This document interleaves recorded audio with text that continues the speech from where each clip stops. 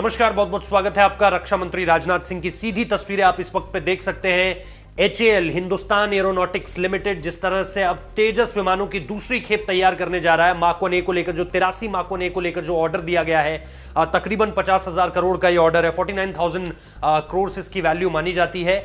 वहां से अब ये एक नई प्रोडक्शन लाइन तैयार होगी जिसमें हम देख रहे हैं कि कैसे हमारा ये जो लाइट कॉम्बैट एयरक्राफ्ट है, ये अब भारत की आने वाले समय में इसको बहुत वक्त लगेगा, कम से कम 30 से 40 साल लग जाएंगे जब ये भारतीय वायुसेना की बैकबोन कहलाएगा। इस वक्त पे भारतीय वायुसेना की बैकबोन Su-30 MKIs हैं जो आने वाले 3-4 दशकों तक आराम से भारतीय वायुसेना की रीढ़ की हड्डी कहलाए जाएंगे।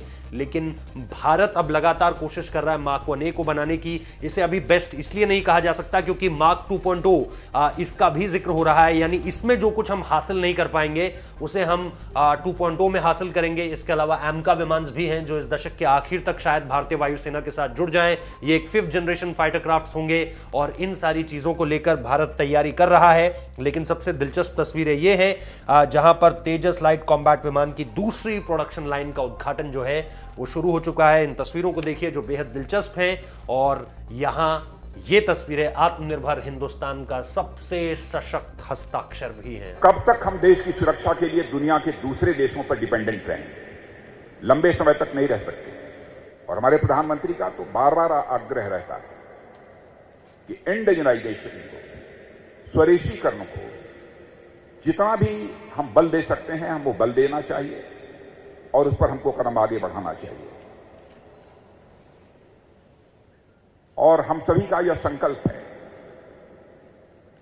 कि हम जो भी बनाना होगा, डिफेंस इक्विपमेंट, प्लेटफॉर्म, वेपन्स, कोशिश हमारी यह है कि हम खुद बनाएंगे और सीमा की और अपने स्वाभिमान की दोनों की सुरक्षा भी करेंगे। एक लाभ और हुआ है आज के इस उद्घाटन से।